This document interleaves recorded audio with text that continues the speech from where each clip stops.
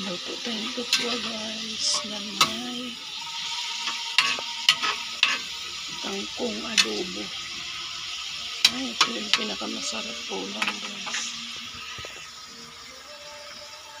Lami na kayo.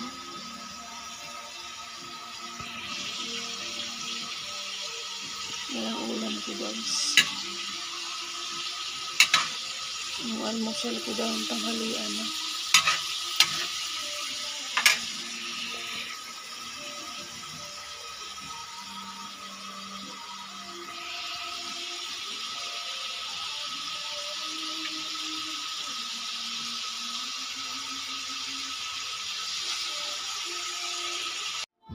Kain tayo guys.